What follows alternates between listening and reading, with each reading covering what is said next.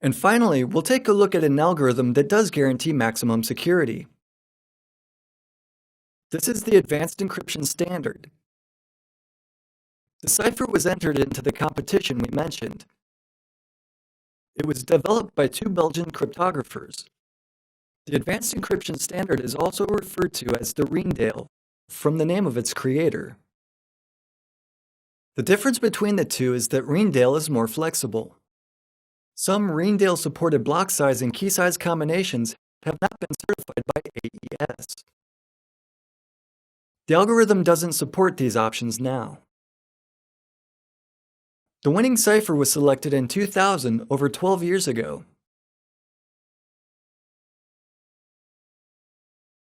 Rijndael won over the ciphers Mars, RC6, Serpent, and Twofish. RC6, which we know about already, was developed by Ron Rivest, while Twofish, like its predecessor Blowfish, was created by Bruce Schneier, another big name in cryptography. Now, some details on AES. The cipher uses a key length of 128 to 256 bits. It encrypts data blocks of fixed 128-bit length. The number of rounds depends on the size of the key.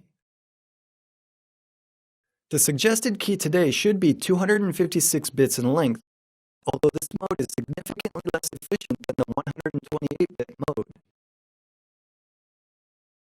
There will be 14 rounds in this configuration. It's interesting to note that the advanced encryption standard does not use Feistel's network. The structure that it uses is hard to talk about without an animation or a graphical aid. For now, remember that the round number is determined by the length of the key. Each round uses a round key. For each round, 4 diverse transformations will be performed. They are divided into layers. The first is the nonlinear layer. The next is the mixing layer, and the third is the key addition layer. The nonlinear layer is the crucial stage. As you already know from the DES analysis, substitutions are made in this layer to hide relationships between the plaintext and the ciphertext.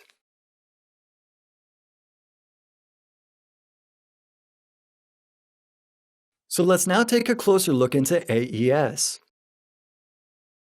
Before this, a couple of words on terminology. We'll use the term state. A state is the intermediate form in plaintext encryption, or in other words, it's the changing plaintext values at each stage of the AES encrypting process. States will be displayed as tables. Bytes of input messages will be in the intersection of columns and rows in the table. Likewise, you can imagine the key to be displayed as a table.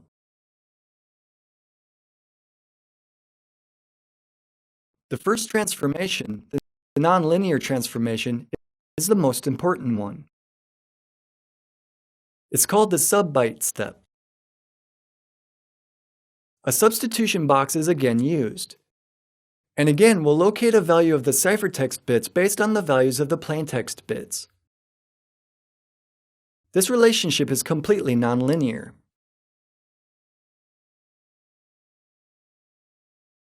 The second step involves shifting rows and moving columns. This is a simple operation that relies on shifting each row to the left and mixing each column. The goal again is to obscure any relationships between the key and the ciphertext.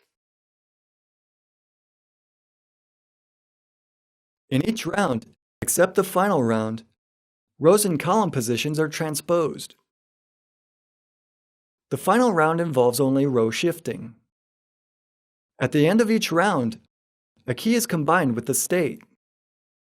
The add round key operation is used for this purpose. The steps in total result in an efficient and very secure algorithm. The main appeal is the fact that it's a standard. If you're unsure which cipher to use for your solution, I recommend the Advanced Encryption Standard.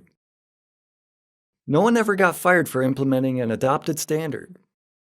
Even if AES will in 5 or 10 years prove to have some now unknown deficiencies, which is unlikely because of one of the biggest strengths of public algorithms is that they're subjected to very intensive testing, you can always defend yourself saying that you have implemented the standard.